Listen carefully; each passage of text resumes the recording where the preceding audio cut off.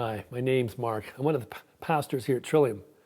In grade 9, I was part of a group of guys that kind of went through all the grades. And we would meet in the library, at a big table in the library between classes and just kibitz around for a bit. I remember in grade 9 coming in there a few months into the school year, and this older guy, grade 12, he zinged me. He gave me a kind of friendly little insult. And amazingly, what happened in that response was this counter zing came out of me. The perfect response. And all the guys around the table laughed and laughed and laughed. And in that moment, I was part of the group. And I don't know how it happened. It happened faster than I could think. Some voice spoke through me the perfect counter response. And boy, it made all the difference. It felt miraculous. So often in life, I miss out on those opportunities. I think of what I should have said hours or days later, or what I should have done, or what I shouldn't have done or shouldn't have said hours, days later. There's a great Seinfeld episode, George Costanza. He gets zinged at a meeting, and only when he's driving home does he remember what he should have said, or it comes to him. And he tries to contrive the events again so that he can set it up so that he can do the counter zing. But as you and I know, when the moment's gone, it's gone. It's over. And that's one of the great challenges for us in life. We so often have a hard time living in the moment, so that when God comes to us, when the Spirit wants to move through us, we're not ready for it. And we kind of put the brakes on things. God's most powerful expression to us and through us is that command of faith. Go, do, rise up.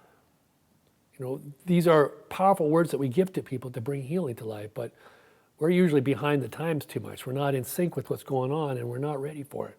Or often we'll have that scoffing, doubting, rational voice in our mind, that analytical voice that will begin arguing with that God instruction. I remember this woman telling me a story about her driving up north on Highway 69 to a family cottage. She had her 3 kids in the back seat. It was late at night, and she's driving along, and all of a sudden she hears this voice say to her, "Pull over." And she pulls over immediately. And then she says, moments later, over the hill comes this big transport truck on her side of the road, on the highway. And if she hadn't listened to the voice, they would have been instantly killed. Now, I think a lot of the times we end up arguing with the voice. We doubt it, or we're skeptical about it, or we're standing back from it. We don't respond in the moment to it. And, well, look what happens. Big times tragedies can even happen when we don't pay attention, or we're not able to respond in the moment. Patricia Pearson, in her book, Opening Heaven's Door, talks about these uncanny experiences that come to us, these almost sixth sense we have in life. Second sight, she talks about, with her great-grandmother having the second sight. Her great-grandmother could know when someone was coming over to visit before they got there. Now, how she got that knowledge, we're never too certain. You know, there's this notion of non-local connectivity in the universe. It happens at subatomical particles.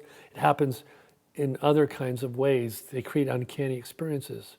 But it's pretty clear through the experimentation that we are connected in ways that's non-local and non-physical. Yet it brings a kind of uncanny reality to us. And we haven't learned to be able to work with this part of reality. I wish we were more like the great explorers, Drake and Magellan and Columbus, when they went on their great voyages. Not sure what they're going to find, but open in the moment to what needed to unfold. You know, when God comes to you, you have this great, wondrous possibility of being the conduit of love, but you need to get out of the way of it. That's the great challenge, the discipline. We're looking at the 5th principle of miracles today, and it really is about how we need to learn to allow miracles to function at the level of the unconscious, not to be conscious about them. If it's our own voice speaking, nothing happens. It's only when the voice of God speaks through us in spirit that miracles take place. You and I, we can join with Jesus and Paul and the other apostles, with lots of saints in between to this day that have learned somehow to step out of the way and allow the Spirit to move through us. When that happens, the miracle-making power of life unfolds. You and I won't always get the zings and the counter zings right, but for a moment at least, we can allow life to flourish through us.